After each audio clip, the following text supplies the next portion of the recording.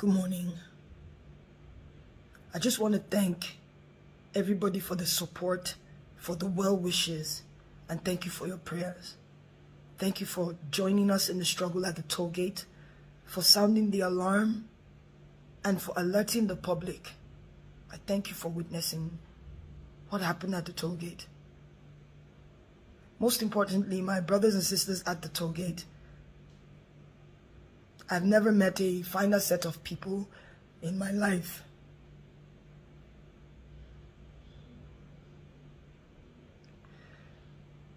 I'm sorry I haven't said anything in a couple of days. I didn't realize I'd sustained some injuries, and I had to get treated for that. I especially want to thank a few people who, at the risk of their own safety, came out to get me as my own life was being threatened.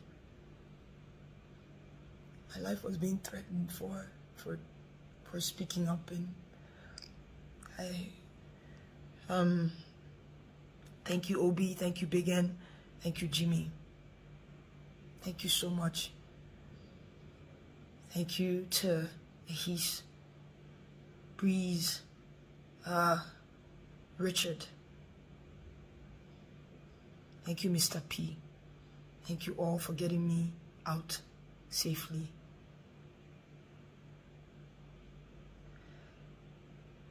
I don't want to talk too much. I just want to clear a few things that I've been seeing online.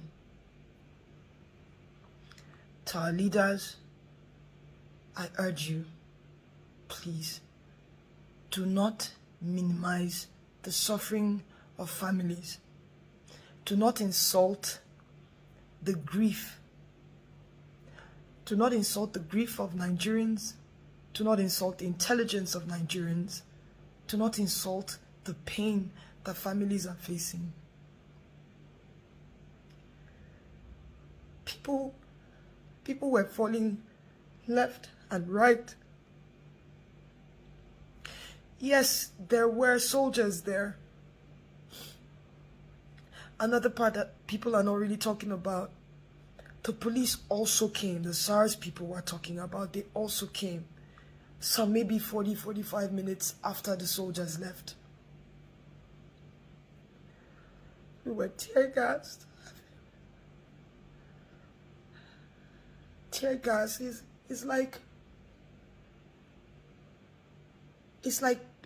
pepper, right? It's like Cotonou pepper mixed with acid. It's like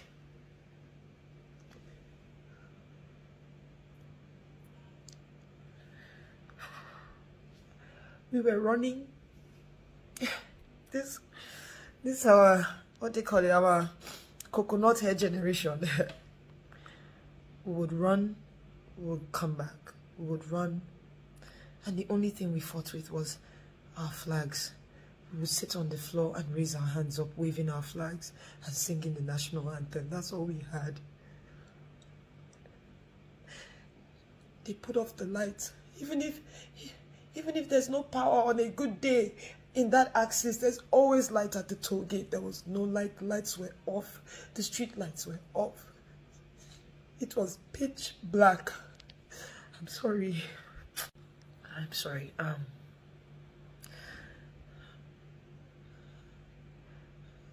A boy jumped on me and was shouting, "Cover her, cover her." I didn't even understand why he did that. They shot that boy on my back.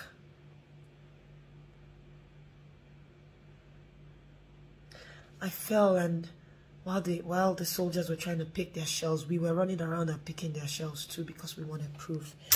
These are some of the shells we picked. This one I call my own because this landed right next to my ear. This one was one we took out from someone's lap.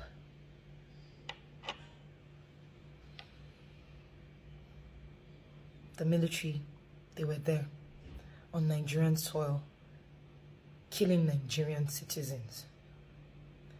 The police and their SARS-like people came doing the same thing, aiming and shooting.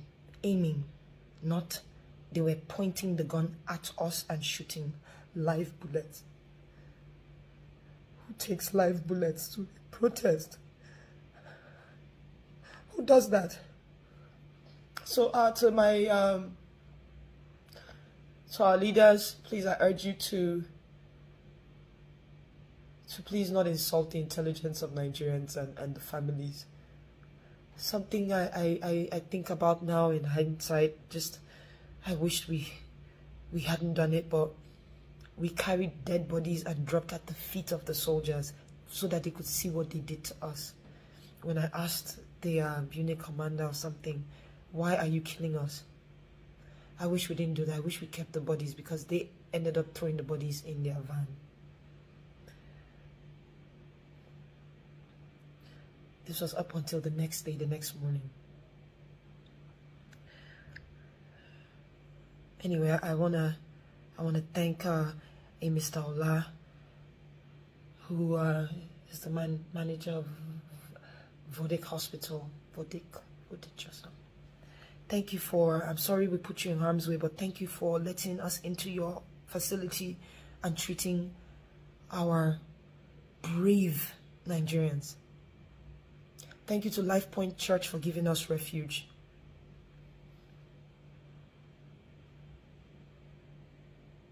I also want to plead to the people opening fake accounts with my name. Please, it's already hard as it is. People risk their lives to get me out of my place, the place I call my home. Please, stop saying things you don't know. I understand things are hard. I understand things are difficult. This era of social media, you wanna get followership that can help you also make some money. I understand. Or at least copy the truth and put. That's all I'm asking. Please. I never said 78 people died. I don't know that. What I do know is, as of when I was doing the live, 7 people had died. When my phone died, when my battery died, we had counted about 15 people. I don't know if it was more than that. We had a lot of people that had stray bullet wounds, gunshot wounds, and all that. 78 people, I don't know where you got that information from. I saw another one that said my cousin died. That's not true. Please, I will do my best to put my, I'm not very active on a lot of my pages, but I'll do my best to put all my handles in the caption so that you know which one is real. So if you open the page, you want to use my name, no, Yawa, just say the truth, please. You're putting more people in trouble, please. When you look at it, when you face the possibility that you are going to die, trust me, you'll be afraid. Please. It's easy to type. I get it. But please just do your best to, I'm sorry. Please do your best to just at least get the factual story. People did die. It wasn't photoshopped. I must be a tech genius to Photoshop a live feed. So that's all I want to say. So thank you all. We must continue to move. We must continue. If we stop, I fear it'll probably be the next 60 years before we talk about this again. We must continue, but we must continue peacefully. I condemn any sort of violence. I condemn the burning of buses and people's livelihood. See, let me say something to you. You may not know, but you might be burning your fellow brother or sister's workshop, but one of them that were in that protest as well. You may not know. I know we're angry, but the most powerful weapon we have is peace. Let us continue. I can't wait to come back, because I'm definitely going to continue and be back on the streets peacefully.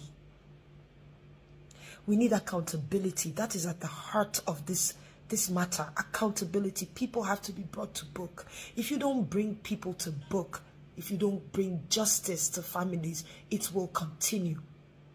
We must speak. Do not give up.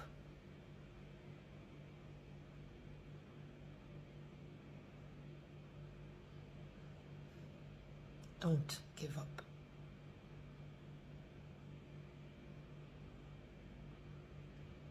Thank you so much.